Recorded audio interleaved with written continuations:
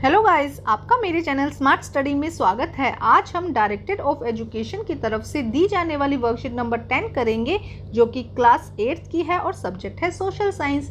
ये वर्कशीट 25 अगस्त 2021 की है। तो आइए शुरू करते हैं आज की worksheet. Chapter 2 from trade to territories. The East India Company called its army as the sepoy army. जो ईस्ट इंडिया कंपनी ने अपनी आर्मी बना ली थी। देखो, हमने स्टार्टिंग में चैप्टर में क्या देखा, जो ईस्ट इंडिया कंपनी थी सिर्फ क्या करने आई थी, ट्रेड करने आई थी, व्यापार करने आई थी यहाँ पर, और धीरे धीरे क्या कर लिया, उसने पूरा कंट्रोल कर लिया पूरी कंट्री पर। तो देखो क्या कहा जा रहा है, ईस्ट इंडिया कंपनी की जो आर्मी थी उसे सिपॉय कहा जाता था। फ्रॉम द इंडियन वर्ड्स सिपाही, जो कहाँ से लिया गया था, सिपाही से लिया गया था, जिसका मीनिंग क्या होता है, soldiers. While the Mughal army was given training to archer, तीर अंदाजी and the use of the sword, the British soldiers were armed with the musket. देखो क्या कहा जा रहा है, एक तरफ मुगल की फौज थी और एक तरफ ब्रिटिश की फौज थी। जो ब्रिटिश मुगल की फौज थी वो उसमें क्या थे, आर्चर मतलब कि तीर अंदाजी, इस तरह से उनको घुड़सवारी ये सब चीज़ें सिखाई जा रही थी। जबकि जो आर्मी थी, जो ब्रिटिश की आर्मी थी, उसे मुश्तेक और matchlock in gun in with the power of the ignite A mystics. देखो क्या कहा जा रहा है यहाँ पे, ध्यान से समझो। जो ब्रिटिश की जो आर्मी थी, जो इंडियन आर्मी थी, इंडियन आर्मी कहेंगे कि मुगल की जो आर्मी थी, उनके पास में क्या थे, तीर अंदाजी या घुड़सवार ये सब चीज़ें आ रही थी। लेकिन जो ब्रिटिश की आर्मी थी वो क्या करती, मुश्किल मतलब a heavy gun used by the infantry soldiers. जो सोल्जर्स पैदल चल रहे थे उनके पास में एक हैवी गन होती थी। इस टाइप के जो हम कहेंगे हथियार यूज़ कर रहे थे। एक था मैच ब्लॉक्स, मतलब कि an early type of the gun in which the powder was ignition by the match stick, जो कि क्या एक चिंगारी, जैसे कि उसमें क्या कहता था, बटन दबाया जाता जिससे कि एक चिंगारी निकलती थी, और जो क्या करता था, बारूद मतलब आगे एक जैसे ब्लास्ट टाइप से कर दे, इस तरह के जो हथियार थे वो यूज कर रही थी। जबकि जो मुगल आर्मी थी उसके पास क्या था, सिर्फ तीर अंदाजी या घुड़सवार जो पुराने तरीके थे। The major difference between these army, उन दोनों आर्मीज के बीच में दो जो मेजर डिफरेंस थे वो देखो क्या है। Mainly compose by the cavalry soldiers and horse back and infantry that the paid foot soldiers. देखो इनके पास में क्या कहा था, ये मोस्टली क्या था, इन्फेंट्री थे।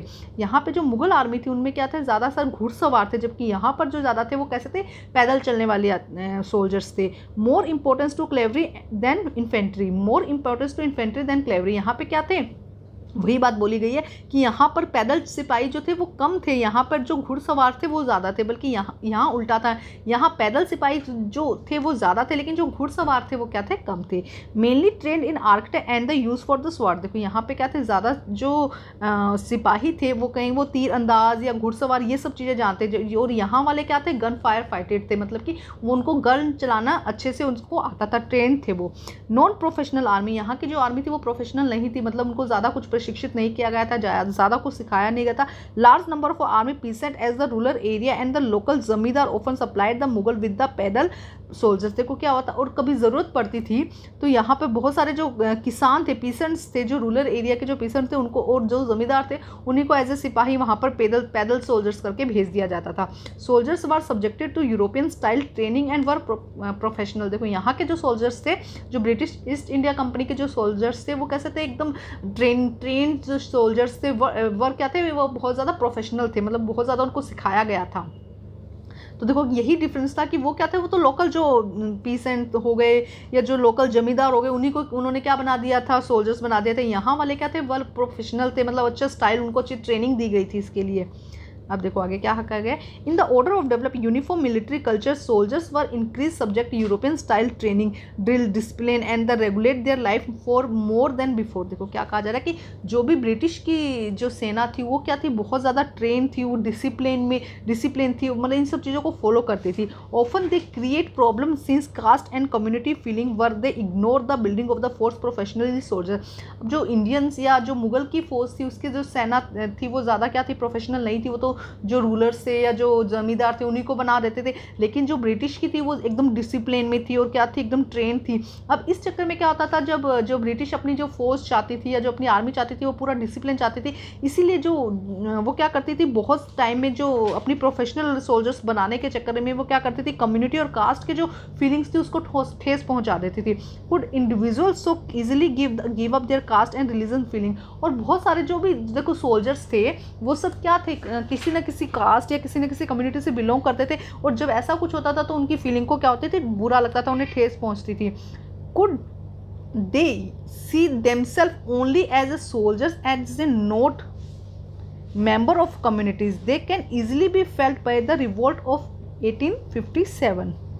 तो उसी का नतीजा था 1857 में, जब मंगल पांडे की आपने ज़रूर स्टोरी सुनी होगी। उसमें क्या था, उनमें यही तो था कि जो मंगल पांडे इंडियन थे, उनको बोला गया कि आप जो अपनी राइफल है उसको किससे खोलेंगे, मुंह से खोलेंगे, जबकि वो किससे बनी हुई थी, किस मांस से बनी हुई थी। तो उन्होंने मना कर दिया और उसी से क्या हुआ था, ये जो रिवोल्ट हुआ था 1857 का, वो इसी रीज़न से हुआ था। तो यही पे जो इंडियन ब्रिटिश सरकार थी वो क्या हो गई थी, उसको झटका लगा था, क्योंकि उन्होंने क्या नहीं किया था, कास्ट और कम्युनिटी की फीलिंग्स को नहीं समझा था।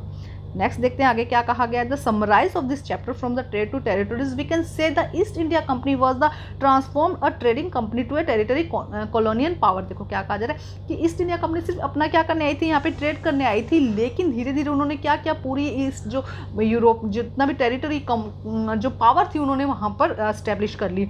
The arrival of new steam technology in the early 19th century also added this process. अब देखो पहले तो क्या था, काम धीरे धीरे होता, लेकिन जैसे स्टीम टेक्नोलॉजी आई, स्टीम से गाड़ियाँ चलनी शुरू हो गई, ट्रेन चलनी शुरू हो गई, तो ये क्या हुई, जो ये दबदबा जो बना है ब्रिटिश का और भी ज़्यादा स्ट्रॉन्ग हो गया। Till then it would be take anywhere between 6 and 8 months of the travel to India by सी।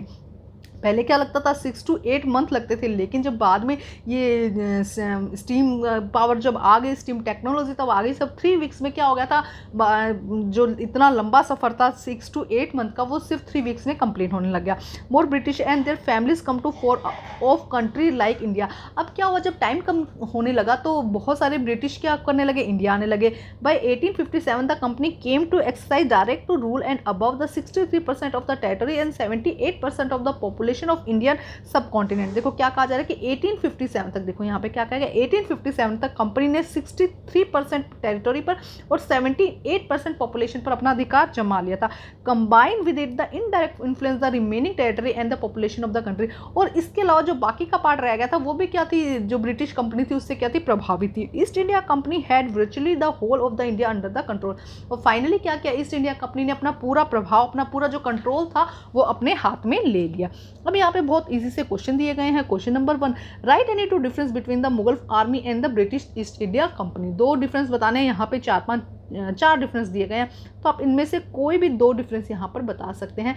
तो ये हो जाएगा आंसर नंबर 1, आपका कोई भी 2 डिफरेंस आप यहाँ पर बता दीजिएगा। ठीक है, अब हम देखते हैं क्वेश्चन नंबर 2। क्वेश्चन नंबर 2 में देखो क्या कहा गया है। क्वेश्चन नंबर 2 देखिए क्या कहा गया, why were the people of India work as the soldier of British East India Company army. जो इंडिया के लोग थे, जो सोल्जर्स थे, वो ईस्ट इंडिया कंपनी में एज ए सोल्जर काम क्यों कर रहे थे। देखो एक तो उनको थोड़ा पैसा मिल रहा था और उस समय इतने लोगों के बीच राष्ट्र भावना ये सब नहीं थी, इसलिए वो क्या कर रहे थे, ब्रिटिश ईस्ट इंडिया कंपनी के साथ में काम कर रहे थे। उनको पैसा मिल रहा था, उनके पास में और कोई काम नहीं था ना करने के लिए। तो आइए देखते हैं इसका answer.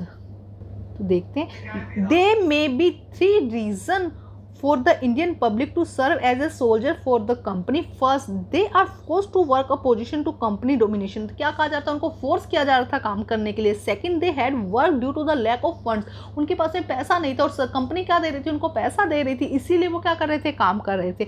And third, they were working to know the internal activity of the company. इसके साथ साथ में एक ये भी था कि वो क्या चाह रहे थे, इंटरनल एक्टिविटी जानना चाह रहे थे कि क्या उनके बीच में जो ब्रिटिश है वो क्या रूल बना रही है, किस तरह से करे, तो उनकी इंटरनल एक्टिविटी जानना चाहते थे। इसलिए भी हो सकता है कि कुछ जो ब्रिटिश जो सोल्जर्स थे इंडियन के, वो आर्मी के ब्रिटिश के साथ में काम कर रहे थे। तो ये है क्वेश्चन नंबर 3। अब हम देखते हैं क्वेश्चन नंबर ये है क्वेश्चन नंबर 2। अब देखते हैं क्वेश्चन नंबर 3।